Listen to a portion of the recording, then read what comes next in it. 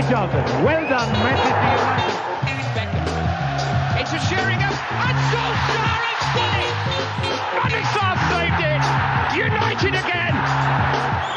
Renee! A magnificent goal by Robin van Persie.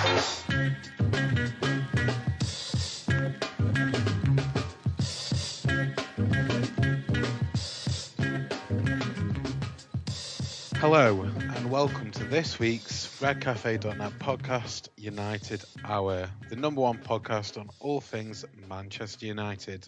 I'm your host for today, Alex. I'm Nick. And I'm Ed.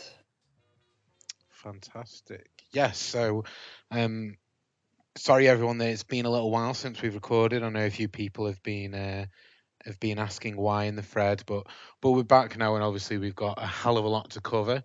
And I know you'll all be dying for us to get to the furore that was this weekend's match against Newcastle United, a game of two halves, if ever there was one, a 3-2 victory in the end for United. But before we do that, before we dive into the fun, I think we need to set the scene a little bit and go back to what we've missed. So we'll try and do that quite quickly, and we'll whiz through it, no doubt. But obviously, it was a game that had a lot of attention around it, and we'll come to why that is shortly. But it's all been building up since we had those 3 wins after the Spurs defeat and the Brighton defeat.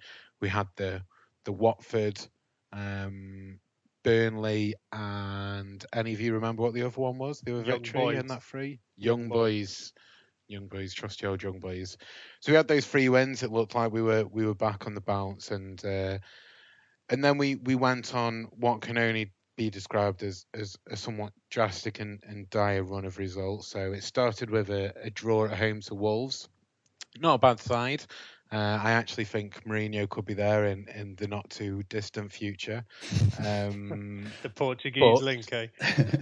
Mendes link, Portuguese link. They'll give him some money. No top clubs want him anymore, etc., etc. I definitely think it's an option.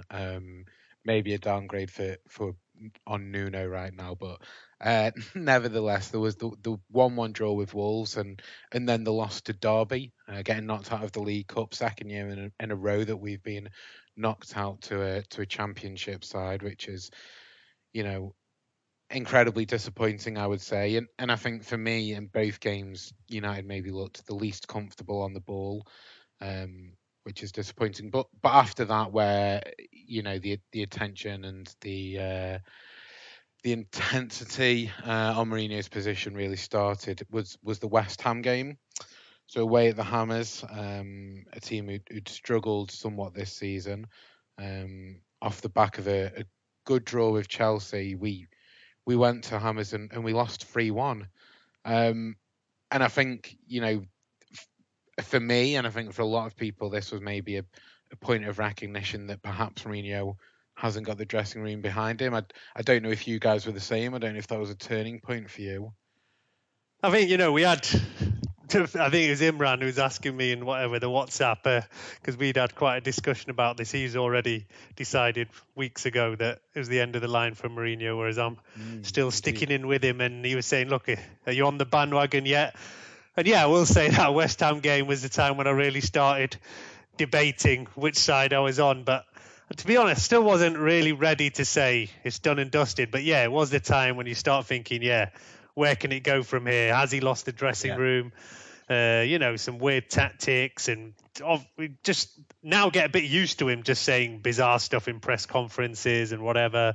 So yeah, that was the day when you really started to question seriously. Still wasn't quite ready to throw in the towel, but yeah, it was definitely getting towards that way. How about you, Ed? I think I'm sort of a little bit less extreme than Imran, but I'm in the Mourinho out by the end of the season camp at this point, yeah. But when was that? When was the turning point? When did the cogs really start spinning on that thread? Probably Burnley. Oh, okay, fair enough. So going back, the Burnley win. Yeah, I just thought the way we attacked it just wasn't great. I just didn't think we played that well. Okay.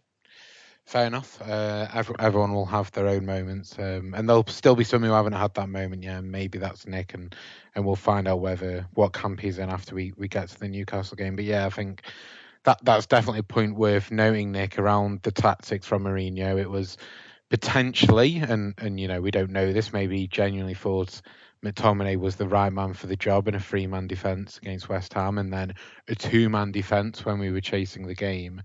But it was just a lineup of strange decisions, and it's what Mourinho typically does when he's in this weird third season meltdown, and I do inverted speech marks for that. But following that, we had Valencia at home, and again a pretty uninspiring game, another draw, a 0-0 this time, and they just seemed like a complete lack of confidence from the team, particularly on the ball. There was no real momentum. There was no urgency, and for a Champions League game, at night under spotlights at Old Trafford, when you hear all this talk of the theatre of dreams and what a magical place that can be on a Champions League night, didn't seem that way, right? No. Yeah, and a pretty poor Valencia team this season as well. Yeah. That was days gone past, you wouldn't have even minded a 0-0 with Valencia. You would have said, okay, not the end of the world, but they've been pretty terrible so far this year, and almost you might even say we were lucky to come away with 0-0. Well, yeah. I mean, they had as much play as we did, really. Yeah, but yeah, I mean, the only difference was they didn't have the quality in the final third. They had far more chances than we did, far more clear. Well, I don't know if that's the difference, because it felt like we didn't have the quality in the final third either. It was another completely abject performance from Lukaku. I think Lukaku needs to be dropped, but who do you drop him for? Rashford, Martial, Sanchez. Can any of those lead the line, though? I mean, Lukaku can't at the moment, but can you trust those two? I think he needs a rest. I think he's played a hell of a lot of football, and he's completely down on confidence. Going back, actually, in fact, when we talk about that derby game in the Haribo Cup, I still find it bizarre that Mourinho plays players like Lukaku and other players like that in games like these. Especially when we lose anyway, right? Yeah. Well, for me, I just don't get why he runs players into the ground, and he's done it for a couple of seasons now. Like, players like that should not be playing in these kind of games. And we not seen enough of the younger players. Fringe players should be given more chances in those kind of matches. And then you say, all right, fine, we had the reserves out and we lost. But that's the worst thing, when you put out a pretty strong team and still lose. Then that's why it becomes a much bigger fallout after the game. 100%. I think there was a fantastic point made on BT Sport afterwards. I can't remember if it was by Scholes or by Ferdinand or a combination of the two, but surrounding and around how Lukaku seems to be reacting to a ball being played at the moment, rather than making the runs for a midfielder to then play the ball to. Yeah, there were some stats, weren't there, after that West Ham game about runs and sprints and how much our players are working, and it was something like, I think somebody had come on for West Ham and played about 20 minutes and had basically done more sprints than Lukaku in the whole match. It might have been, Not even just him. I think it was a lot of our team, in fairness. Exactly. But no, he's the one where you used to say for Lukaku, look, even if he's not finishing off the chances, he's still working hard for the team. He's still doing the running. So you kind of said, look, at least he makes up for it with teamwork. But then, in a game like that where you see there's nothing from him coming from at all, I mean, of course, you can blame other players. He's not getting the service, whatever. But that was the difference. I mean, in the last, we saw more from him, obviously, in the last game. But there was big question marks over where he's at. And I don't know if it's about him being tired from the World Cup, blah, blah, blah. Who knows?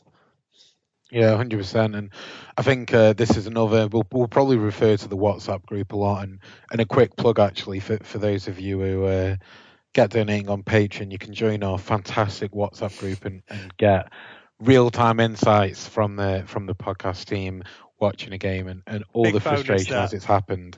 But I think on that WhatsApp thread, me and Ed, we were having a discussion, weren't we, around Lukaku and it being you were saying, why should he make the runs when no one plays him the ball, particularly when Dalot's not in the team and Valencia was back in for that Valencia game.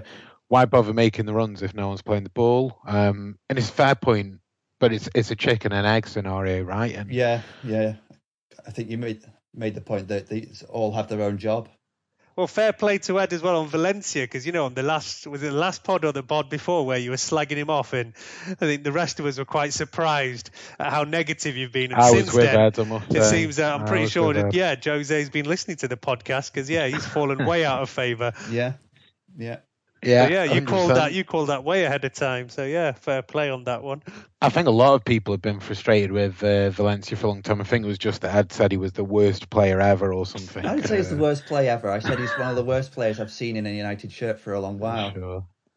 Which, I don't know. There's a lot of competition, even in his own position these days. There's some big contenders for that prize. Yeah, but that doesn't mean that anyone else isn't worse. It just means he's particularly bad. Fair enough. And I think, just on that point around chicken and egg with Lukaku, my argument is that, you can only ever do your best and do what your job is. And if he's making the runs and not receiving the service, we can identify that as the issue. But when he's not running, I think it's hard for him to complain or for anyone to really make excuses for him.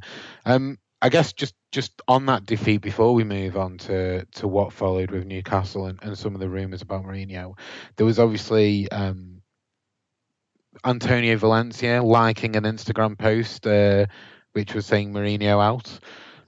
Yeah, well, that's just because he doesn't speak English and obviously didn't even read what the hell the post was. It was just some picture of him, right? Pictures of him. And in fact, nowadays, I think half the players, I don't even know if they do run their own Instagrams and Twitters, whatever. They have some other guy who actually even deals with that stuff for them.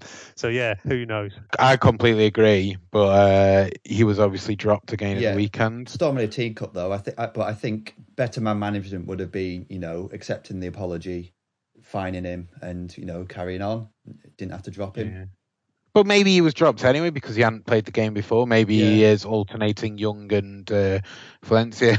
Maybe Young and Valencia are the new Rashford and Martial combo from last season. Swapping out exciting youth for withering wingers who are old and now playing fullback. Who knows? But quickly, the other point on that game, I guess, is it makes what was already a hard group even more difficult, right? We've got back-to-back games against Juventus, and then if Valencia go ahead and smash Young Boys in their two fixtures, they may not. Who knows? We don't know, but it could put us in a very difficult position if we don't get a result against Juventus, which right now doesn't feel likely. Yeah, at the moment it's early days to be saying that, and in fact we have actually got the best record of all the English teams at the moment. However useless we've been, all the rest have already lost a game, whereas we've not even. So we had this out on our Twitter, right? We've not even conceded a goal in the Champions League. So that's the one thing we can hold on to at the moment. Not that we've been great at all, of course, and we've still got our two most difficult games to come back to back right now. Yeah, but look, I think after two matches, you're not going to worry too much just yet. Let's see where it goes now. Straws and clutching, Nick, but surely we should aspire to be the best team, not just the least worst. The best team in England, not just the least worst team in England.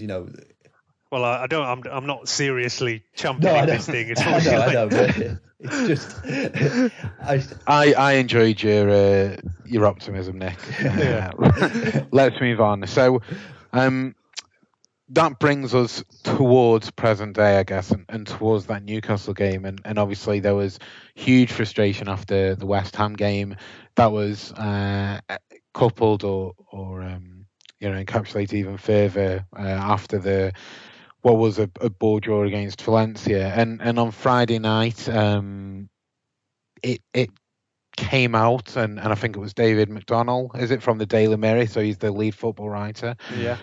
He posted the story that Mourinho would be fired after Sunday's game, whatever happened. And this is the lead football writer. It is Daily Mirror, and I appreciate that the Daily Mirror is a tabloid. And if this was transfer news, you wouldn't believe it. You would file it in the back pocket and maybe not even allowed to post it on Redcap and whatnot. But transfer rumours are one thing, but journalists do not post that a manager is going to get sacked without feeling that they have a very credible and solid source, and maybe even double sourcing it. Like it just doesn't happen because they're staking their own reputation on it, and they risk being banned from the club, which is what has ended up happening. This isn't a rumor that United are speaking to Zidane, or a rumor that he's heading out the door. This is a solid Mourinho's going whatever happens. And I think he maintained his stance after the game as well. And I think that might be, that's probably fair enough, because I guess, and I don't know if you guys agree, but the nature of the Newcastle result, not that we won, but the nature of the comeback made it almost impossible for the board to sack Mourinho, and that means that you can't invalidate the rumour purely because we haven't ended up sacking him. To me, it's just a case of, either he was misinformed or his source was misinformed, or that was the plan, but there was a bit of a rethink after the nature of the comeback, and maybe it's more a stay of execution than anything else. I don't know what your thoughts are, both of you.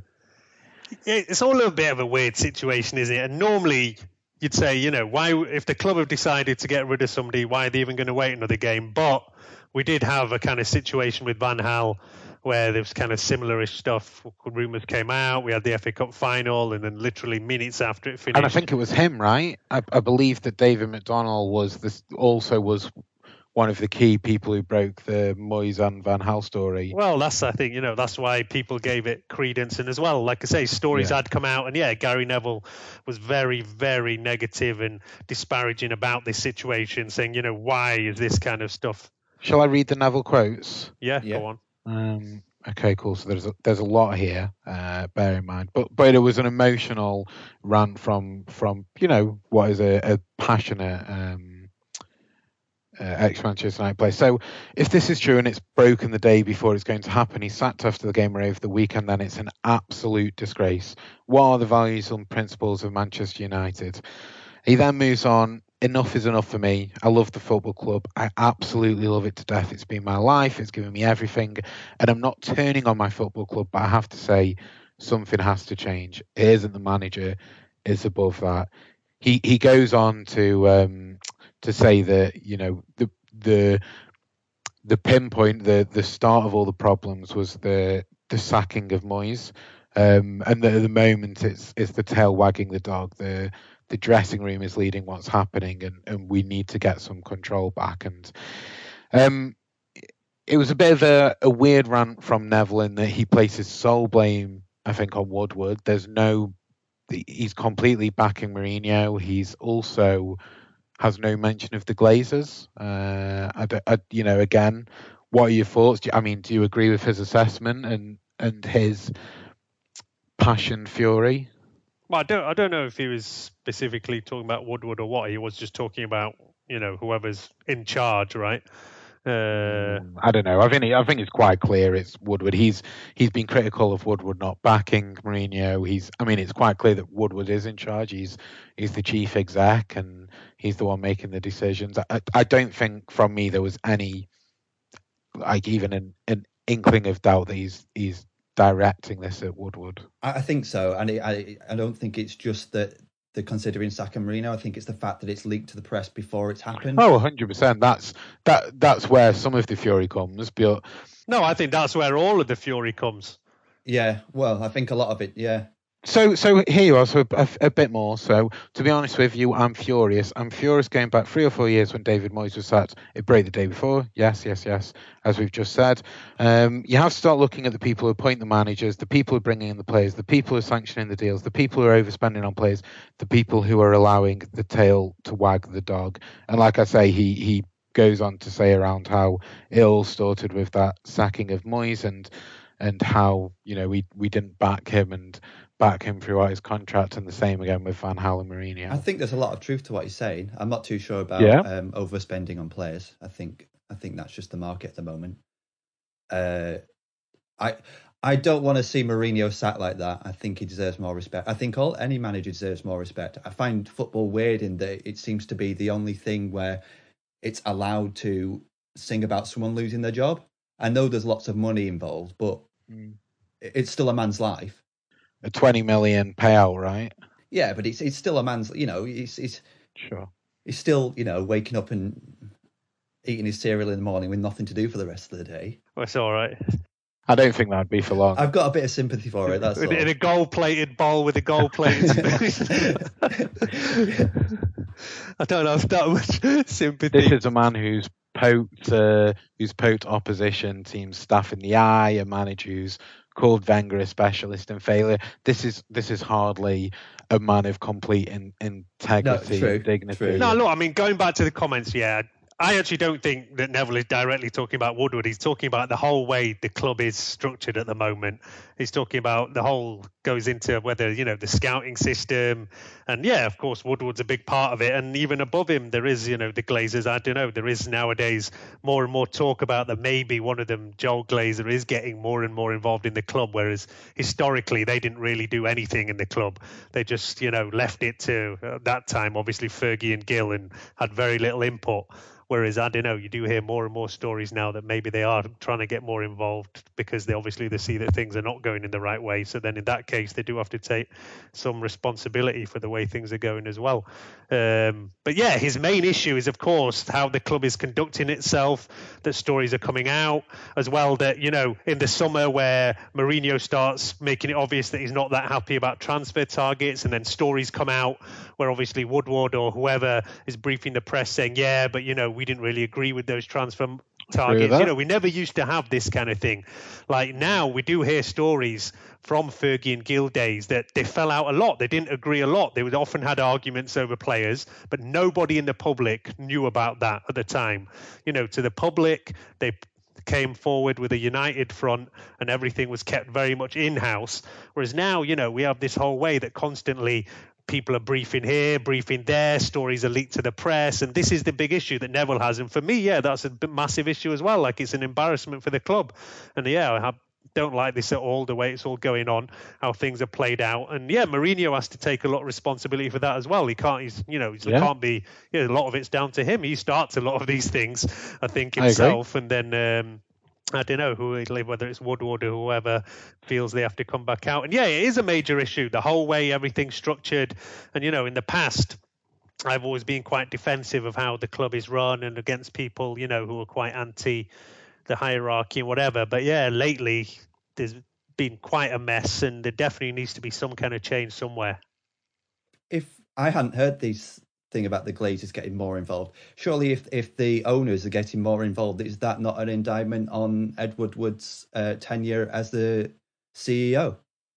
Well, I think that obviously anyone can see that money is not being spent wisely. We're not getting a return. There has been investment more than other clubs, and yeah, what are we seeing for it in the last few years? So I think they're obviously looking at that and thinking, yeah, well, maybe we need somebody else to be getting involved here, and maybe just, I assume they're thinking, let's leave Woodward to go back to what he used to do, which was the commercial side of things. And in fact, the commercial side is still doing well. I mean, United share price hit record highs only about a month or so ago.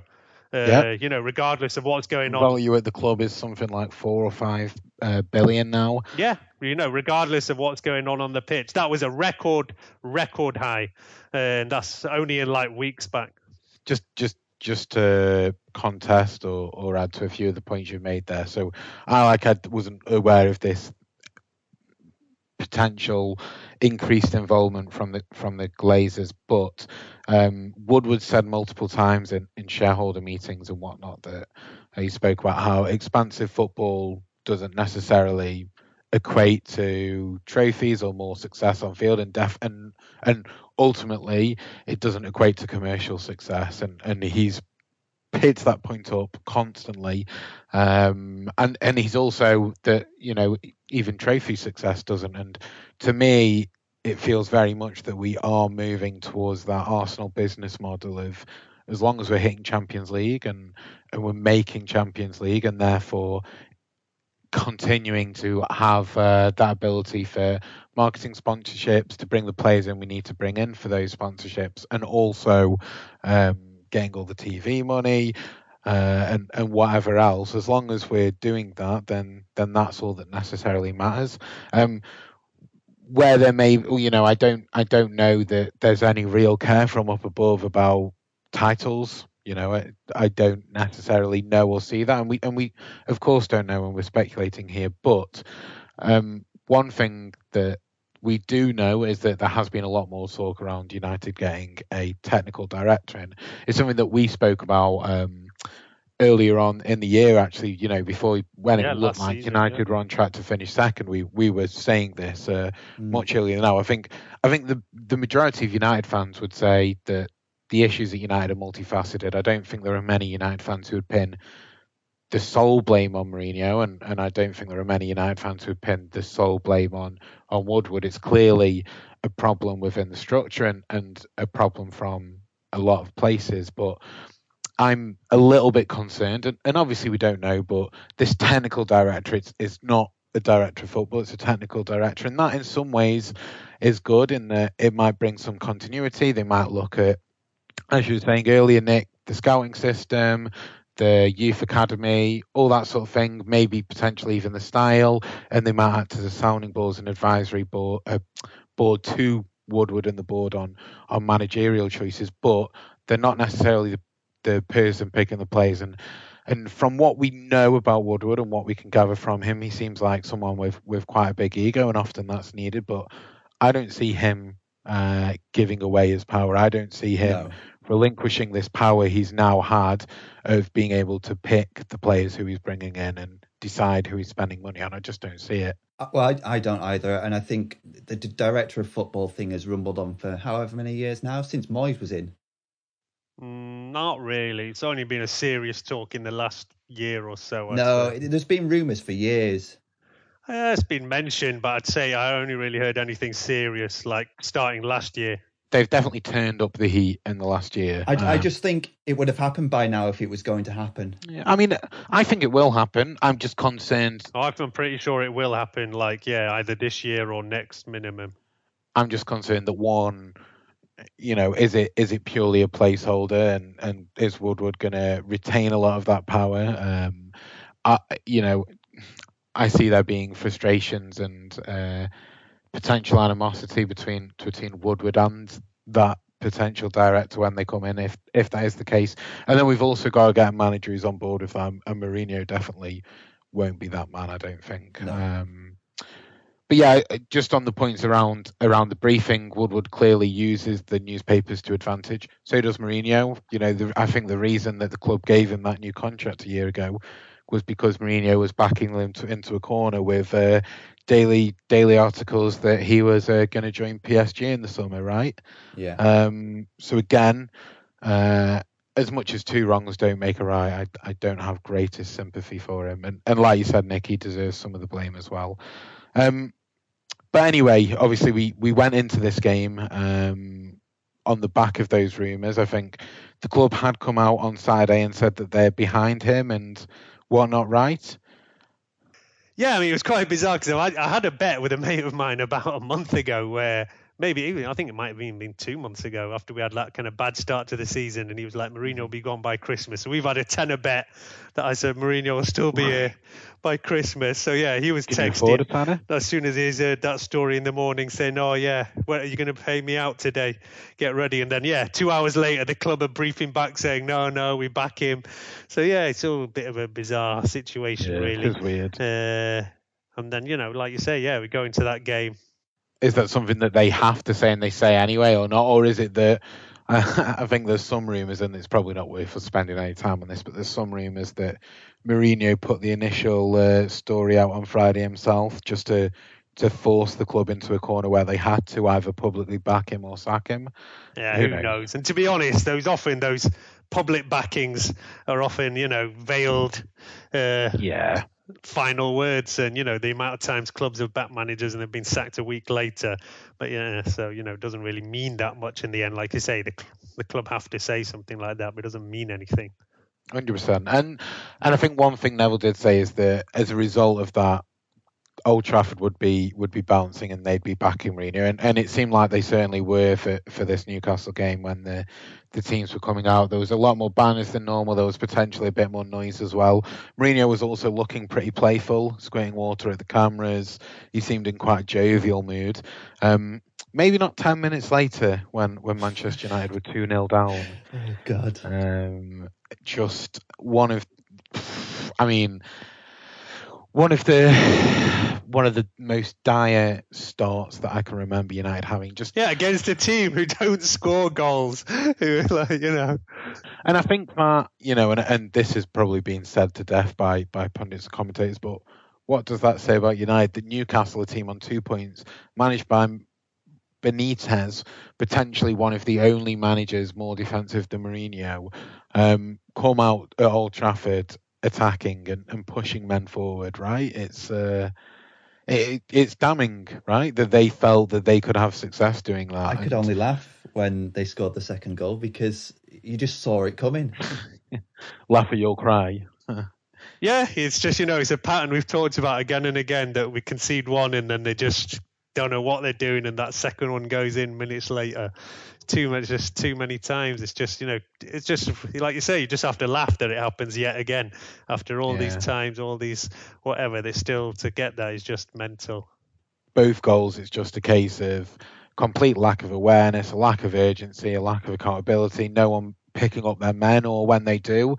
So for the first goal, you've got Kennedy who puts it onto his left with a nice turn and some nice forward, but even so, Young should be closer to him and doing more. Just no urgency from him there, and he's bending in. The second goal, Shelvey's got the world of time on the ball, more time than we'll have to record this podcast before he puts that ball into the box. And then is it Mutu? Who I don't think he'd scored a goal yet, had he? Wasn't it his debut? I think it might have been his first start. He has played, but I think it might have been his first start. Yeah, first start. Yeah. Either way, he gets the ball in the box. He manages to take 4 touches. He had even more time than Shelvey. He could have ran the pitch and back in the time he took to turn and smash it in. And again, we were near him, but how can you allow a player to have 4 touches in your box? It's just unbelievable, right? Yeah, the second one was actually worse than the first. Like the first, you can actually say, it's a pretty good touch and finish.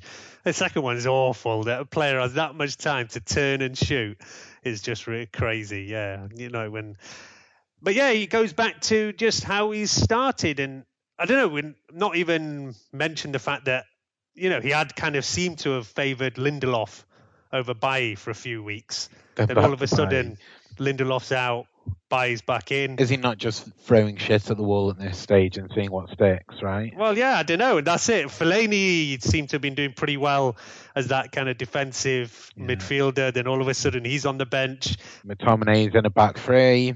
And not only that, he's saying McTominay is the best defensive option he's got.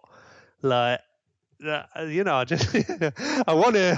want to defend Mourinho and get behind him, but some things are just very difficult to see the logic of.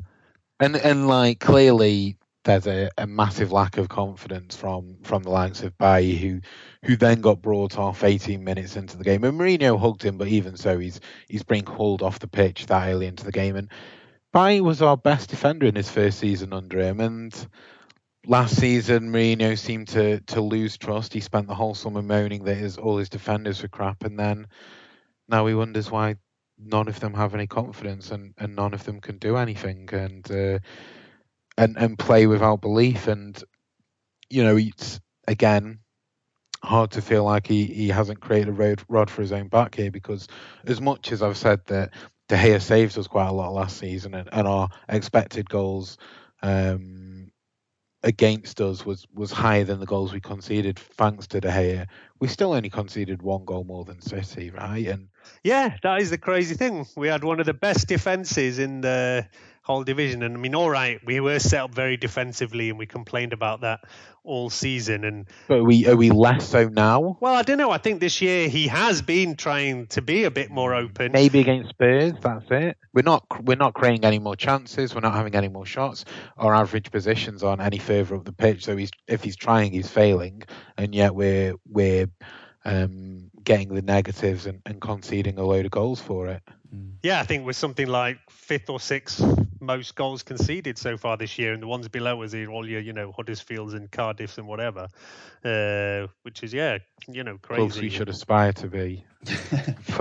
but yeah, anyway, we're 2-0 down, and I think at that point it was looking dark for Mourinho. Let's be honest, right? Yeah, no, at half-time, even me, I said, I don't really know where we can go from here.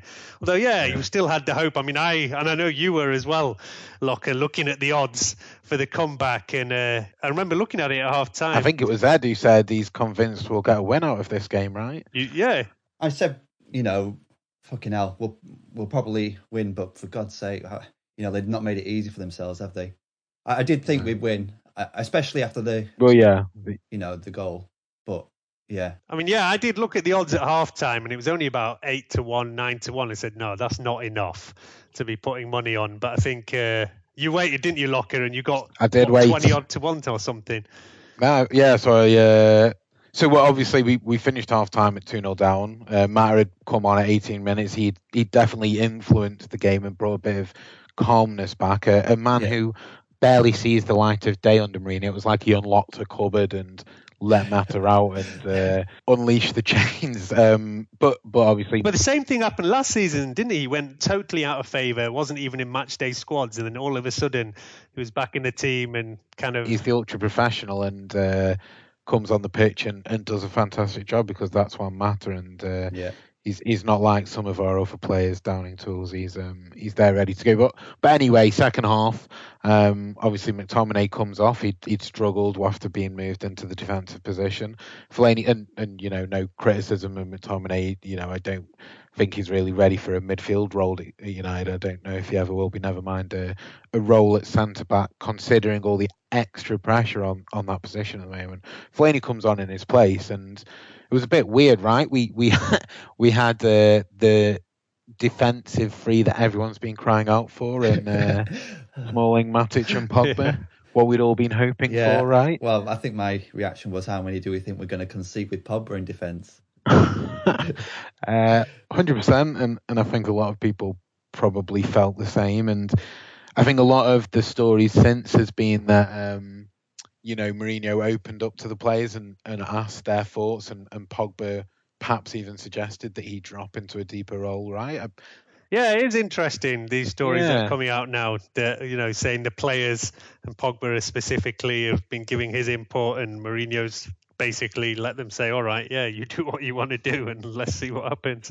At the same time, as much as, I think that the stories are typically being posted in to be a negative light of Mourinho. It wasn't even Mourinho's tactics that turned it around. It was the players. But ultimately, he's giving them that access and that ability, right? And letting them have a say and influence how they respond, which, you've got to praise. And it worked, I guess. Suddenly, we had someone on the ball, and Pogba, with a bit of time and space, can obviously do great things. And particularly him, from that back three, just seemed to completely change the game. Newcastle helped us out by dropping deeper and going into their shells, and if they'd kept attacking, maybe they would have got more out of it.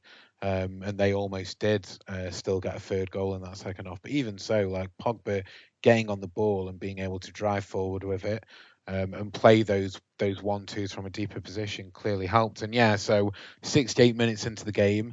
I think Sanchez was just coming onto the pitch for Rashford, who'd missed a header and had Mourinho shaking his head.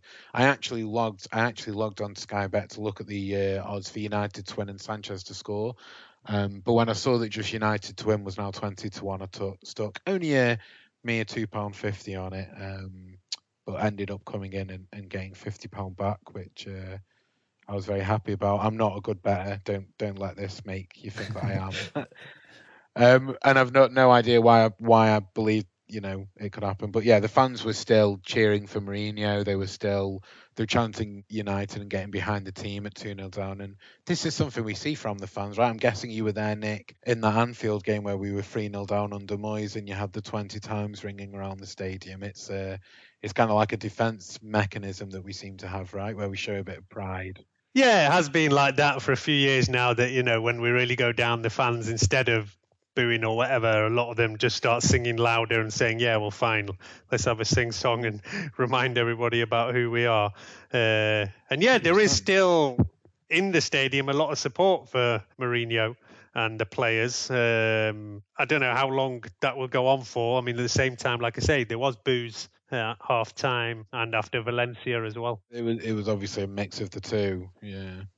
And obviously you've got 70,000 fans in there, right? So of course there's going to be a mix, and it's really hard to qualify percentages or anything like that. Yeah, it very much depends on where you are in the stadium. I mean, like I say, when I'm sat there normally in the J stand singing section. Top red section. Yeah, and like over there, people do tend to just try and support the team, even if they're not happy. Whereas I've sometimes moved around, sat other places, and you hear more moans and groans, and not particularly booing, because in some of the other stands you just don't hear much noise at all. But yeah, people just not particularly supportive.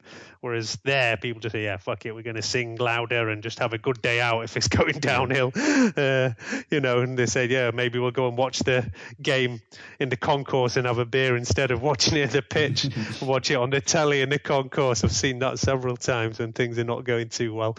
But yeah, look, in the end, everybody got their rewards. Sure, 100%. So Matt kindly waited, right, for me to place my bet. He picked up a free kick. Sanchez was on the pitch at that point, but let Matt take it, which is obviously great, because I thought he might try and be the hero and want to take it himself. But Matt, who, you know, I don't know if you guys know, but he's got the most goals from direct free kicks in the Premier League since he joined United, and or maybe even since he joined the Premier League, I think, himself in 2011. He's also got the best conversion rate. I think he just doesn't take enough of them. No, probably because he's not on the pitch enough, I guess. Yeah. But yeah, it was a great free kick, right? What a free kick, and how needed was that goal? Yeah, it was crazy. Just, you know, at that time, it's one of those games where if that goal doesn't come, you're never scoring. I'd say. Yeah, and you're waiting. Yeah. If it comes much later, then maybe you think there's not enough time. It's just, you know, what was about 70th minute, and it was just the perfect time after Newcastle really been running, defending, that it's going to really hit them hard as well and give us that chance to come back. And, you know, we've had a couple of those comebacks last year as well from 2 down. 100%. It's going to be Mata, who dinks it, scores! And United have hope. Juan Mata with a wonderfully floated, wonderfully placed free kick. And with 20 minutes to go, 2-1. Obviously, then you had the Martial goal. So a double 1-2 with Pogba, a really nice flick from Pogba. Martial driving on his right foot into the box, which is where he does best, and going for a near post finish this time, and a fantastic goal. And I think at that point, the crowd were, you know, obviously really up for a ball. So Mourinho's showing some enthusiasm and emotion as well. And I think that, you know, the players believed, right? That's one of the key differences. The players believed. Sure, it's unfortunately the cross was deflected and actually quite helpful for Newcastle. Now, Martial. Pogba, back to Martial, worked it well. Martial! Brilliant! Oh, what a goal! United have pulled it back. 2-2, still 15 minutes to go, and Old Trafford is alight.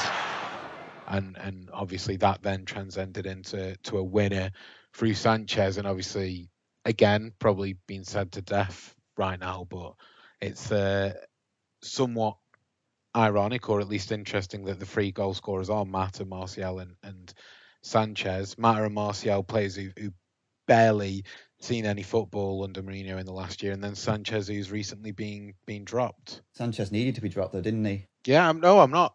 I'm just saying it's the play, like a lot of people would be saying those 3 and Pogba, the players who Mourinho isn't necessarily giving his backing to right now, are the ones who've potentially, and we don't know, but got him out of jail, I guess.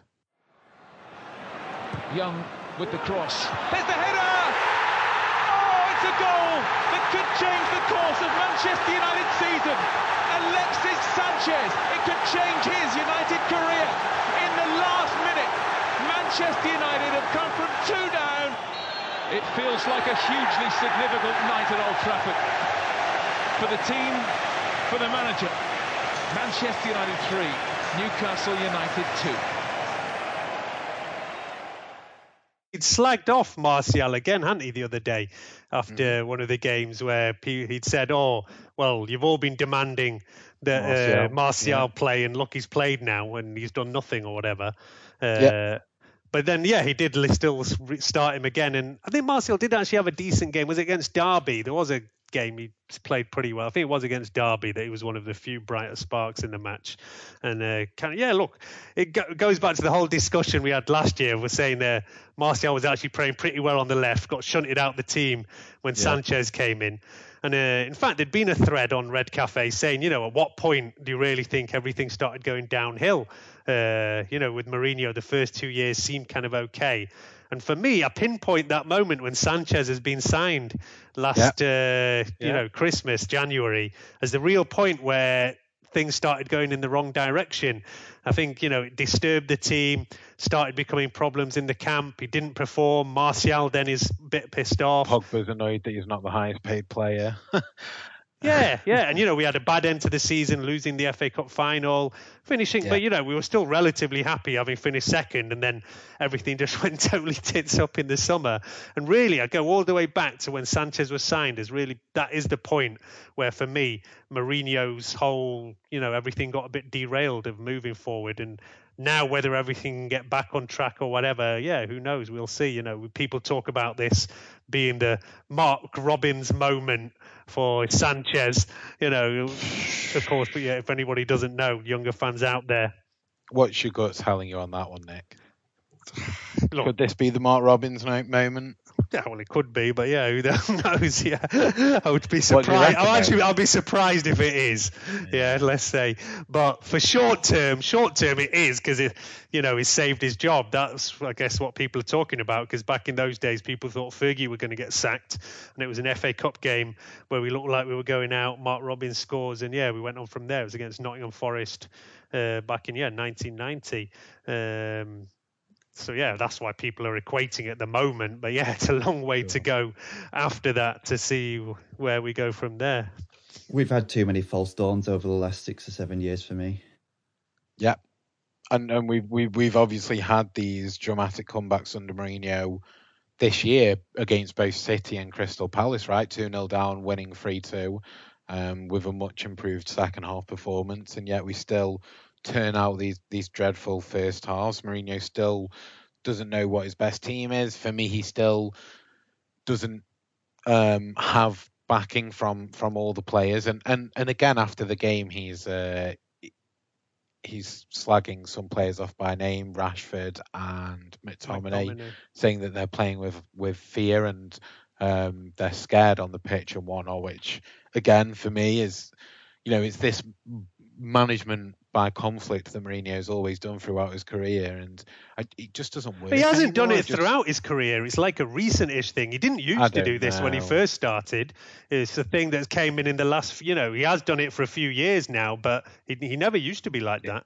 I don't know. I think he has to some degree. Obviously, it's more noticeable now because maybe there's more people who aren't performing for him now than there once was. But I think he's always spoke about and been quite open that he manages that way. And obviously, he's got a tune playing out of Luke Shaw after calling him a fat bastard last year and whatnot. But for me, it just doesn't work anymore. Like that style players these days are more likely to need an arm around the shoulder and be told that they're God given belief rather than getting a reaction out of them. And he just doesn't seem to know who to give what treatment to. A lot of weakness, too much weakness in something that should be beautiful. And as I was saying, I cope with it with some sadness, obviously, but I cope with it and I survive. I'm mature, I'm a big boy.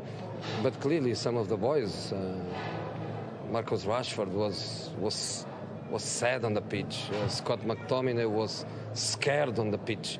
And even all the players, they commit mistakes that are not normal. I think at half time we had a good conversation.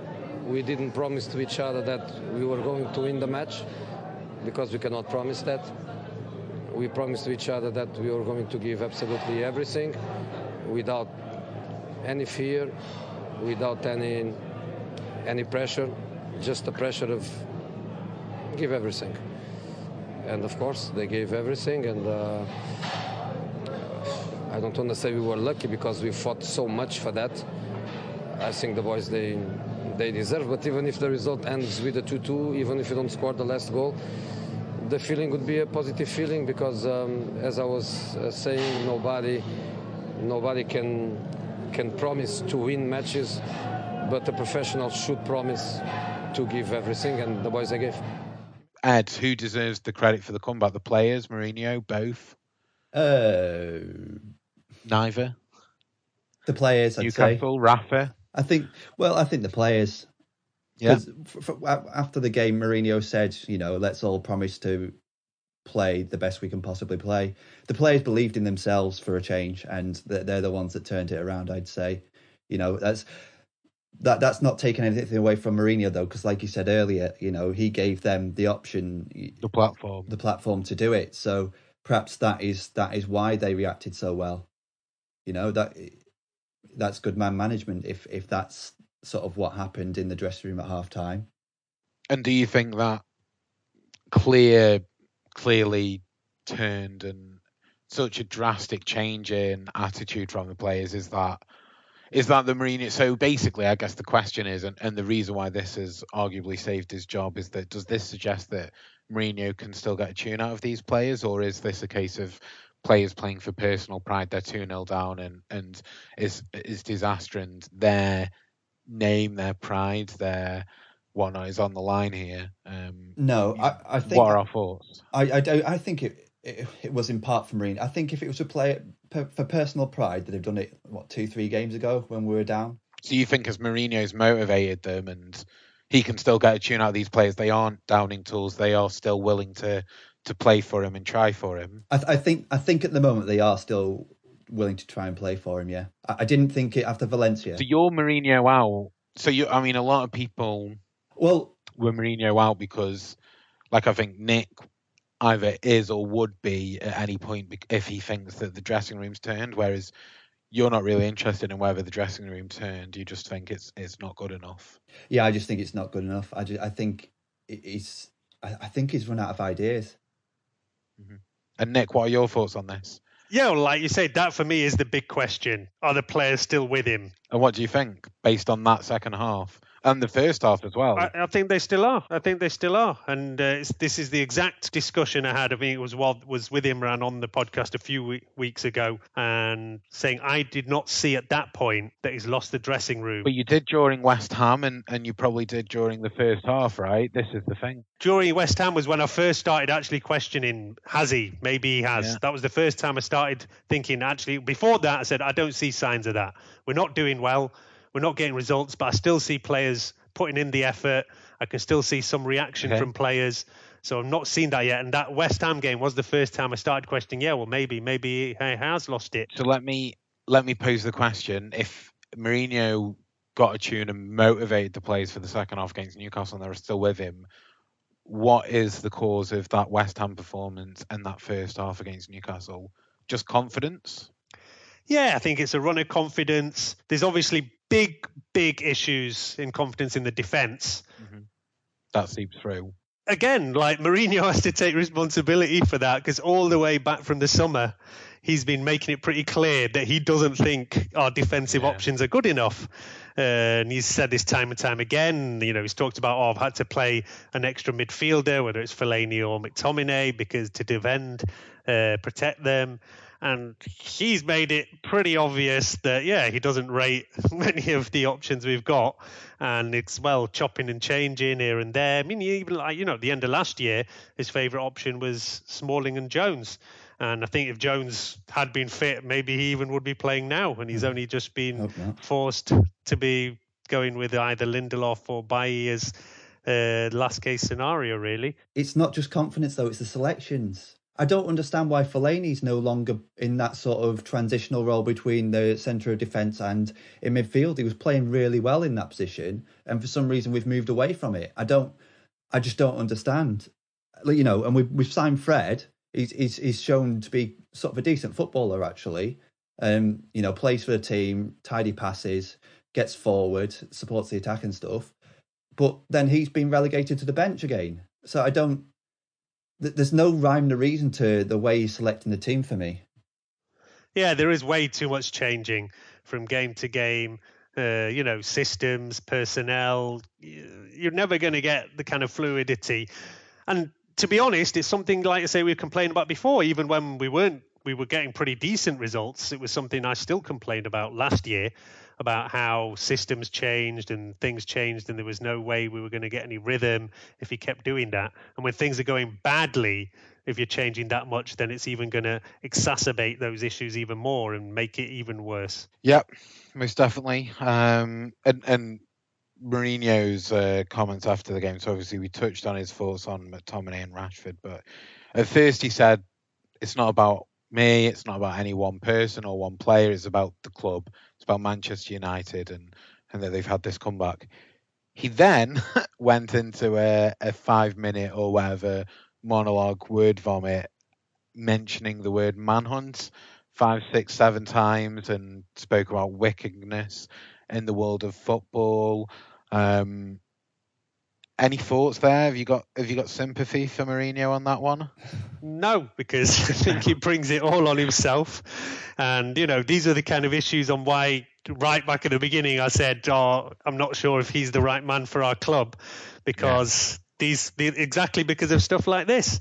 And, things he says in press conferences for me are a problem. And there's a lot of, it does not present the right front of what I think a Manchester United manager should be.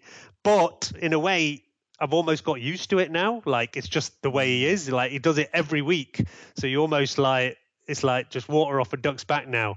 Whereas although newspapers and whatever still sensationalize it all, now for me it's just, Mourinho's doing his usual thing now again, and that's just what he's going to do every week. And it kind of, just got used to it now. Self-pitying, right, this week. Yeah, exactly. And I think he said, if it rains tomorrow in London, it's my fault.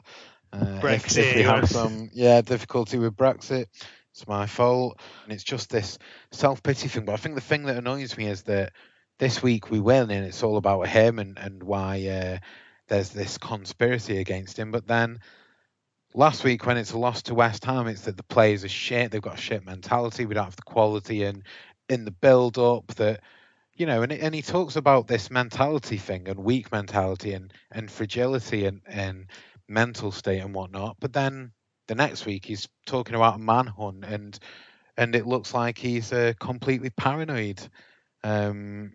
Just this complete wild contradiction for me. And I do think, to be fair to Mourinho, that after those, rumours of these getting sacked anyway, whatever, that he did deserve to have a few snipes back at the press after that result.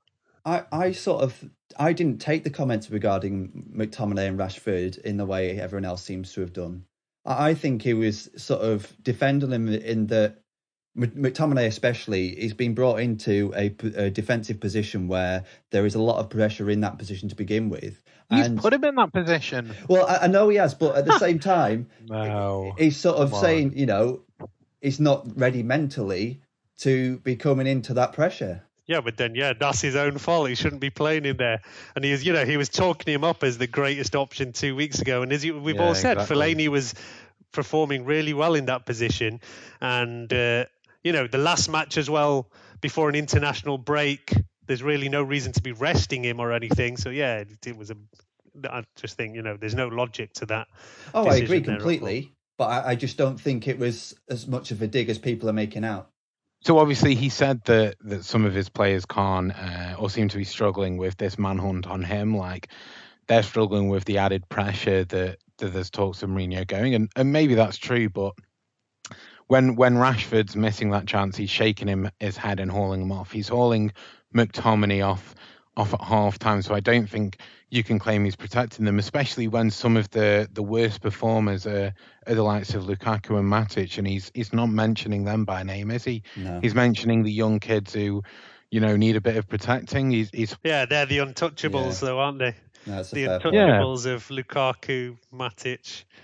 And Matic has been terrible, but again, He's been shocking. as Mourinho ran him into the ground, he didn't get a rest all last season. This season he was injured and he was pushed back into the team as soon as possible. Clearly not ready. He's also getting on a bit, and He's pulled out of international, hasn't he? He's saying he's got some injury. Whether that's actually so he can have a rest or not, because they often drop out of friendlies and stuff, don't they?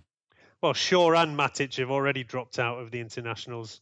That's before a ball's even been kicked. Yeah. Let's see where we end up next week.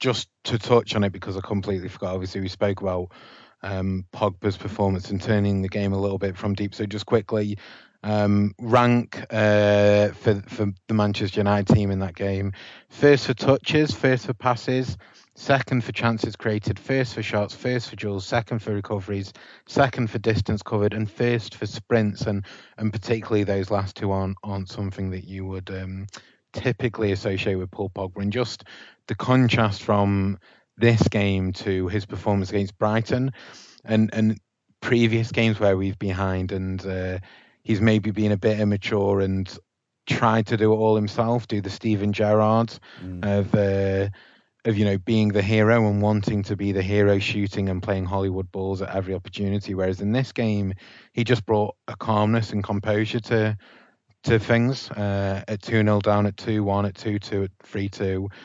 He was driving us forward and bringing that urgency, but in a calm and measured manner. He wasn't forcing the issue. And I think Mata contributed to that as well. So just wanted to highlight those two and give credit to them. But yeah, so I mean, that was the Newcastle game. Mourinho has kept his job. Who knows whether the plan was to get rid or not, but with the way that we come back, I think the fans would indeed have turned on Woodward if he'd got rid of that point, and maybe that shouldn't be the case, and that shows how fickle football is. But even so, I think the concern has to be, though, is our upcoming run. So if we look ahead, so the next 6 games or so we've got Chelsea away, and I think we all know how poor our form is at Stamford Bridge, and I'll let you guys touch on that in a bit more detail shortly. But we've got Chelsea away, Juventus at home, Everton at home, Bournemouth away. Bournemouth who battered Watford 4-0 this weekend and have the front three in Joshua King, Callum Wilson, and I forgot the other lad's name, but who are outperforming Mane, Salah and Firmino at the moment. But after Bournemouth away, we've got Juventus away and then Manchester City away at the Etihad. So, I mean, that's a tough run for anyone, right? Yeah, and that was one of the things that we said at the start of the season, that although we've had a bad summer, at least we've got quite an easy start to the year that we can kind of roll into, and we've messed that up completely. So now, to have any chance of salvaging the season, we're going to have to pull out some big results in the big games. And to be fair to him, Mourinho did manage to do that last year. So but that's the only way he can salvage this season now, is by turning up in these big matches. We did it in Van Gaal's season, right? After he had those 8 games without a win, 3 defeats in a row, we still stuck with him. And then we had that run in the season where we had like Tottenham, Liverpool, Manchester City, and we were smashing everyone in that period. Beat City like 4-2, had that Anfield game with Mata's overhead kick, and I think that maybe that wasn't the same. But anyway, in that season as well, we managed to turn around some incredibly poor form and then turn it around and have an amazing run against the top team. So maybe that's because players can motivate for themselves for the big games, like perhaps they can motivate themselves for a 2-0 at half time at Old Trafford. What do you think? Yeah, there is part of that. I also do think that Mourinho is quite made for the big games. He likes to set being the up. Underdog. Yeah, exactly. Likes to be setting up as being the underdog and struggles more when we should be dominating. So yeah, I mean, even Bournemouth away, you'd probably and Everton at home, you'd probably back them to have more possession than us at this point. So you're right on that one, I think. I mean, I said I expect us to win against Derby and Wolves when I was last on the pod, so I don't really want to commit to any sort of answer like that. But I'm hopeful. Well, let's dive into it then, right? So first game back from the international break is a nice and tasty thigh-rubbing return for Mourinho at Stamford Bridge, and Sarri's Chelsea. This is one of you's done some research, I believe. I hope. Yeah, and we've actually got an awful record at Stamford Bridge. Even under Fergie, right? We were terrible. Yeah, well, I mean, I do remember the odd decent win there, but 4 matches now. Last 4 matches at Stamford Bridge, we haven't even scored a goal. We've lost all of them. Last 3, we've lost 1-0, right? And it was 4-0 before that. So it's last time we scored when we drew 3-3 then? Oh, 1-3-2, didn't we? Oh. Yeah, there was a cup match as well, and that I remember being at not too long ago. Yeah. Chicharito scoring late, and then it went I think extra time and whatever. But yeah, I mean, in more recent times, as I say, 4 matches in a row we've lost at Stamford Bridge, not even scored a goal.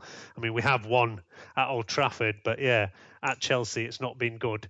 Of course, you get that story of Mourinho going back to Stamford Bridge. It doesn't have that same kind of needle as last year when it was Mourinho versus Conte, because they've obviously gone now to Sarri. And yeah, they've had a damn good start to the season, unbeaten.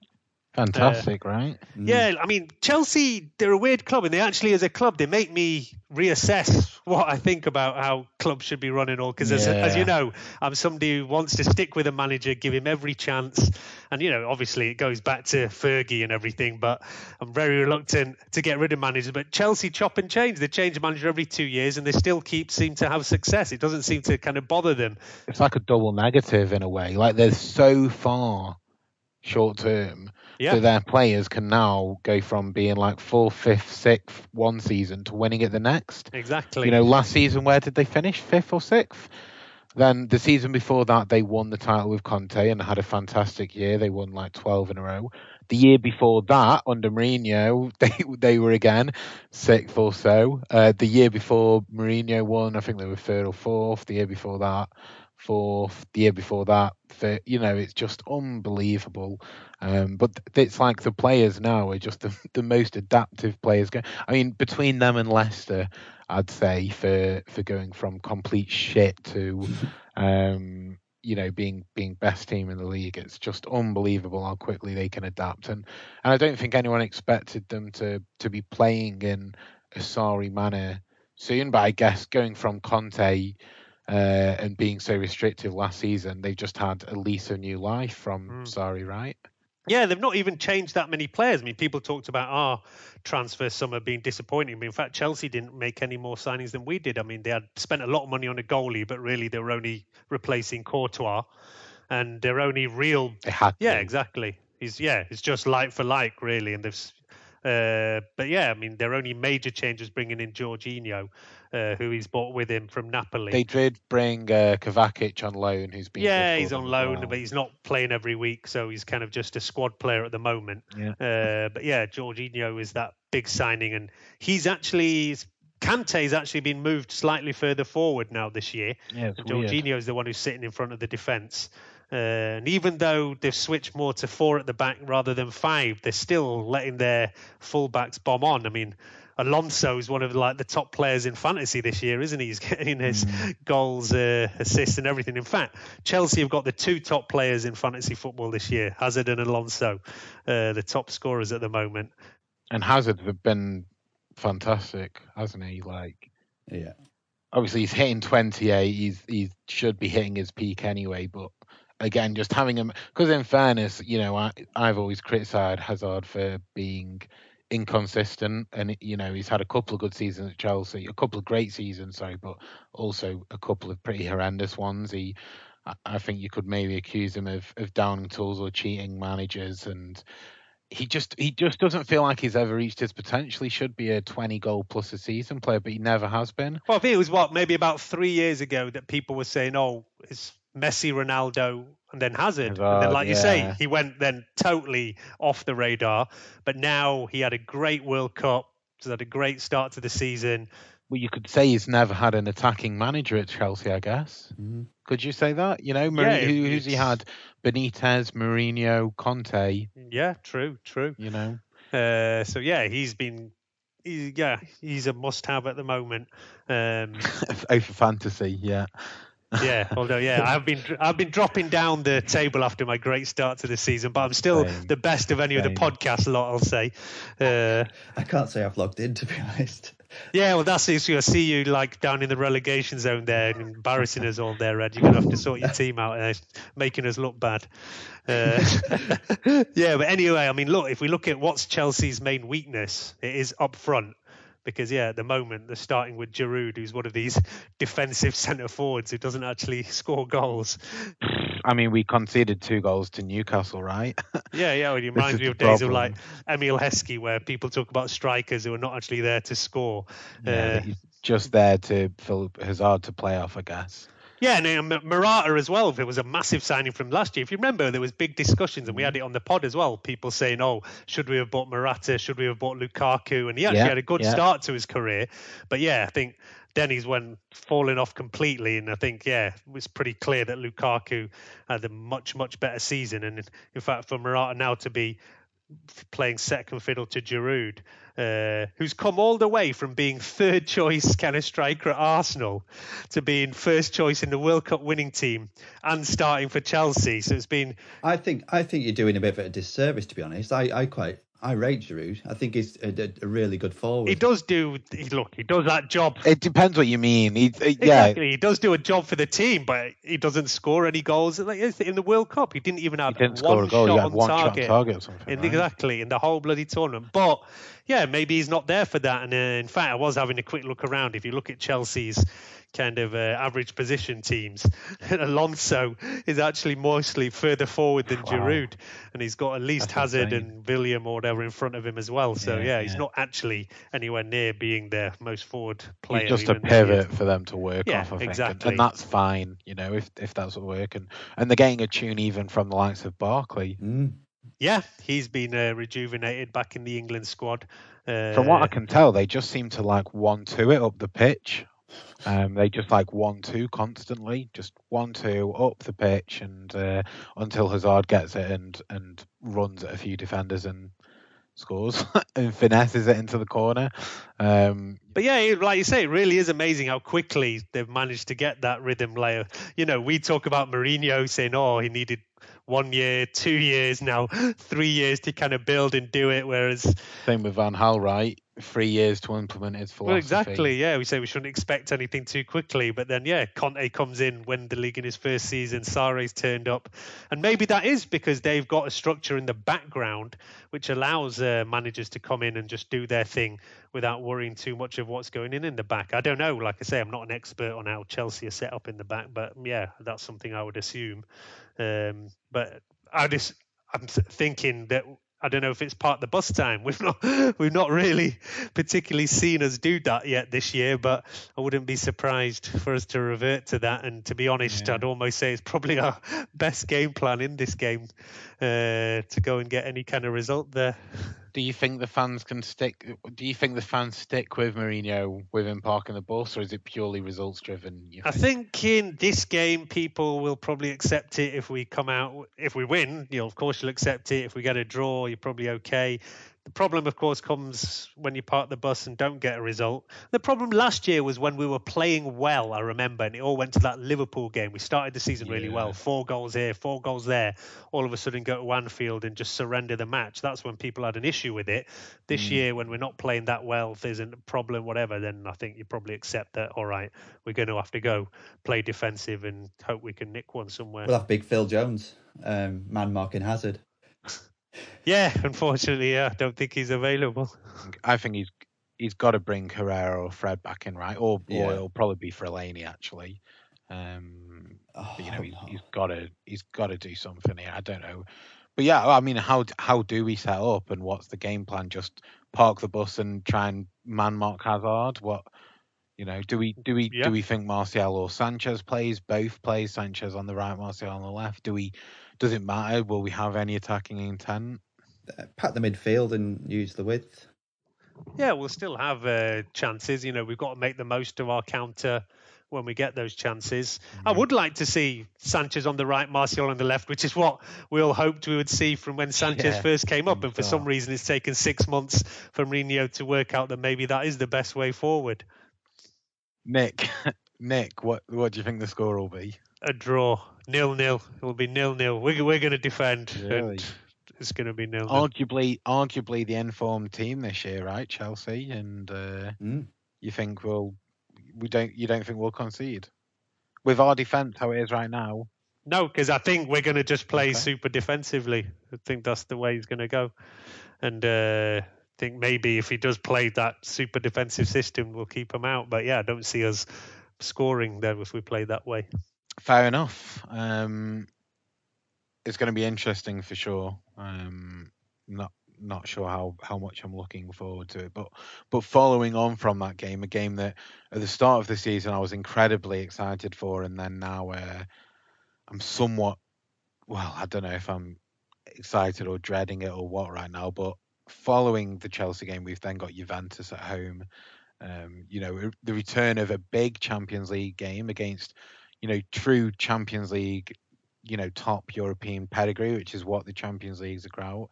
Seen some fantastic players and the return of Ronaldo. Yeah, I've actually messed up big time for this game. You're not going? Well, yeah, like I said, totally messed up. I allowed my wife to book a holiday before the Champions League draw, and then realised that I'm actually only just flying back that day, so I won't miss the game, but I'm not going to be able to make it to the match, unfortunately. So yeah, messed up there. But I'll be watching it, but I won't be at Old Trafford, unfortunately. So yeah, kicking myself over that one. You looking forward to it though? Yeah, of course. Like I say, these are the matches we want. We didn't get that really big match last year. We had a relatively easy draw, and I want to see these games. These are the games we want to see at Old Trafford. Let's see what kind of reception Ronaldo gets, and I hope not a good one. He will get a good reception. He got a great reception when he came back with Madrid. He will get a good reception. Yeah, but he shouldn't. Why not? Based upon the allegations ongoing, I think. Well, I don't even really want to talk about that. That's all just rumour bullshit at the moment. Well, I mean, obviously, you know, we should hear out allegations and a proper process should go through, but we, you know, obviously there's no point in us speculating, although I did find it weird that Juventus, I don't know if it was a tweet or what, but I think they basically were saying that he's this great sporting champion, like that extrapolated means that he you know, can't have done such an act, which is just absolutely ridiculous considering some of the celeb stories from the last few years. But anyway, yeah, obviously Ronaldo will be returning, and the impact he's had commercial on Juventus has been crazy. I don't know if you saw, but I think their share price has doubled. It's gone up 100% since Ronaldo joined. Right.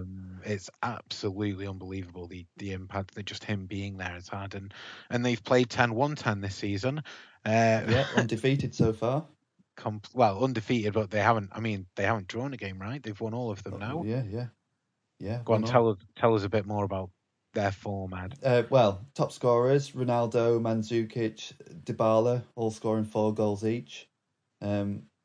Poor numbers there for Ronaldo, right? Yeah. Poor Ronaldo. but then they've bought him for he's not been playing. I don't think he's been playing in the league as much. I think they've bought him specifically for the Champions League. I think he's played. I think he's played every game. Oh, is he? I don't think he started this season. I think he did. Yeah, I don't think he started the season, but he has played. I think it just took him a while to score, but he was getting a lot of assists and man of the matches. I thought it took him like 4 or 5 games to score, but he'd been man of the match in all of them. Also, hard to know. I don't know if that's a fan voted man of the match or I don't know. You know, who knows whether he deserved them or not. But last 4 games, they've had 2-0 against Udinese, 3-0 against Young Boys, 3-1 against Napoli, 2-0 against Bologna. What was the score against Valencia? Do you know? Bologna. Oh, have they played Valencia? Yeah, they must have, because we played Young Boys. Oh, of course. I can't remember now. I think they battered them. possibly. The team we drew 0-0 with. Yeah. Makes sense. Oh, yeah, no, Let's because... have a look. 2-0 with the Ronaldo red card early Yeah, on. yeah. Sure. Yeah, well, that was the question mark on whether Ronaldo was going to play in this game, right? But he is. But he going to. is. And they've got a Yeah. comparatively easy game before they play us. Who are they playing? Genoa, 11th. All right. They're 11th in Serie A. So. In fairness, almost any game is an easy game for Yeah, all right. Whereas we've got Chelsea. Yeah. But on the positives, we've won 5 against them and lost 5 and drawn 2. And the last 3 times we've played them, we've won. So obviously... Last three times, go on. Last two times we've played them competitively, we've beaten them. Yeah, and I think we were remembering that the last time we actually played them was Gary Neville's testimonial, right? 2011. I was there. I think Ed, you said you were there as well, right? Yeah, I was there. Yeah, I was in family stand, I think. I actually didn't remember the game at all. I only went to that match because Ian Brown was singing pre-game live, coming to sing "This Is the One," and that was the only reason I even went to that game, because I've always been a person who thinks testimonials are a waste of time. But I did go to Gary Neville's testimonial just to see Ian Brown sing on the pitch at Old Trafford. The one thing I can remember from, well, 2 things, is the Del Piero standing ovation, and I can remember Lindegaard passing specifically to Gary Neville because it was his testimonial, and getting Gary Neville into a bit of trouble. And I remember as well it being like a weirdly scheduled game, because it was like 4 or 5 days before the Champions League final. And Juventus played a kind of full team, whereas ours was more Gary's mate. The whole class of '92 played, and I think only a couple of our first teamers were in there. So I think we got beat, didn't we? But anyway, it was, like I say, it wasn't really about the result that day. No.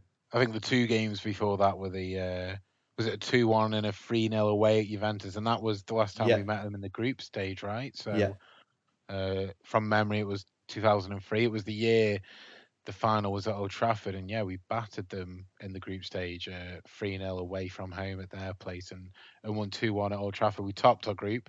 They went through, I believe, on goal difference, back when it was a goal difference system. But then ended up being the ones in the final Old Trafford later in the year. Obviously, they didn't win it. They lost to Milan on penalties. But awful final, right? 0-0. Yeah, awful final 0-0, went to penalties, and Milan won. And I'm guessing the time before that was the one night in 99 semi-final, was it? Yeah. The Roy Keane inspired 3-2 win. Yeah. Right. Away. Sure. So some good history there. None of it relevant. No, none of it relevant anymore. Interesting, all the same. In the 90s, they were sort of the team to beat, and that's sort of why Gary Neville had them at his testimonial, because there was that big rivalry between Manchester United and Juventus in Europe. Definitely, but it's the home. We've got to get something out of this game, right? Yeah. Well, we've dropped points to Valencia. Surely we've got to get something out of this game. Well, or if we think they're going to beat them, they've already beaten Valencia, right? Otherwise it means we have to go and get a result away at Valencia, I suppose. Which we can do, he says. But it's the kind of game you want to win, though. Well, every game is the type of game you want to win. Again, I'll be pretty happy with a draw. They're a lot better than us right now. They've got much better players. They're in much better form. I'm sure they'll be up for it, and if we can get something, I'll be very surprised. And obviously, that's typically I've been one of those people who would back us to win whatever. And this is actually the really crazy thing when you talk about, there is still discussion about. I've seen a big thread on Red Cafe this week where people are talking about, have we really invested enough in our team? And people start looking at going back 10 years and talking about, based on inflation, we've not really, and this and that. But whatever way you look at it, we're spending a lot more on our squad at the moment than Juventus. Even though they've bought Ronaldo and whatever wages they're paying him, our wage bill is still way higher than Juventus's. And look at what we're getting for that compared to what they're getting for it. That's when you just see that, there's no comparison in who's getting better value for money. We've bounced from manager to manager with no continuity or continued style or continued approach or continued profile of player in that. When Mourinho come in, how many of Van Gaal's signings actually continued with us and were successful? How many of Mourinho's own signings have been successful for him as well? And just a complete lack of continuity and identification of the right player at the right time in the right context for us, but instead just bouncing not just from manager to manager, but player who we believe can be marketable to next. In positions we don't need, like Sanchez, and ignoring the areas that really need strengthening, right? And it's it set us up to be in the position we're in, and yeah, it's not good enough and it needs changing. But yeah, we spoke about that at length in this podcast. But yeah, I guess so. Yeah, quickly predictions on this Juventus game. 2-1 United. And that's what you reckon? I'll be happy with a draw. You'll be happy with a draw, Nick, but is that what you're saying? Yeah. 0-0, 1-1, 2-2, 5-5. Never been bothered about score predictions, whatever. It'll be a draw. That's all you're getting out of me. Right. Okay, fair enough. Yeah, so and Ed, you're going for a win. 2-1, yeah. All right, you're feeling confident. I remember when the draw came out, you said, "Oh, we're destined for the Europa League." Yeah. So you changed your tune now, yeah? Well, feeling confident. You can never discount the Europa League, but let's go for a 2-1 win. Shouldn't forget as well that it's a big match for Pogba. Yeah. So yeah, look, let's see. And we haven't actually talked about the fact that despite all the criticism and apparent fallout between Mourinho and Pogba is actually having an amazing season. He's having a patchy season. I don't think. I think virtually in every game he's been one of our. He's our best outfield player Pulled this year. off at West Ham 60 minutes in. That says more about our outfield than it does about Paul Pogba's performances so far this season. He's had some brilliant games, some good games, and then some absolute dire games. I think there's only one game where he was really bad. No, terrible against Brighton, poor against Wolves, other than that flick for the goal, poor against West Ham. Like, I agree with Ed, it's been very up and down, but better than most players even so. No, he's been our... is there anyone else who's in contention of being our best? Luke Shaw? All right, yeah. I'd say it's between those two pretty much, yeah. Fellaini, more consistent perhaps. Yeah, he's not played that much compared to the other two. In terms of ability, yeah, Paul Pogba is probably our best outfield player, but he's not showed it in every game. No, I'm not talking about ability. I'm talking about how he's actually performed this year, and I think he's done really well. Yeah, he's had some good games, but I think he has had some bad games too. But it's difficult in how the team's playing right now that he's not in a position where he can just... He's not someone who's up front and could just score a goal out of nothing and win the game for us. He's not really that sort of player. So he's limited in how much influence he can have when the rest of the team aren't putting the effort in, which is, in fairness, what I think we probably saw at West Ham. Well, his influence is making the chances, right? Yeah, but if Lukaku's not running and people aren't moving, and you've seen him in games waving his arms, moaning about why no one's moving or coming to the ball, or there's nothing to play to, and he ends up turning it around and kicking it backwards in frustration. Yeah, but that's not his fault then, is it? No, it's not. But that's what I'm saying. He's limited in what he can do because of how the team's performing. But anyway, it's been a long podcast, but obviously we had a lot to discuss and to catch up on. But I think that's everything for tonight, unless you guys have anything to add. No, yeah. Sponsors on Patreon. Yeah, do check that out. Patreon.com/United Hour. Please do. We could use a bit of help, and if you want to keep hearing us moaning, then please do back us, and there's some rewards on there as well for people who do. Yeah. Getting access to the WhatsApp group being the ramblings of a madman. The most sought after of all.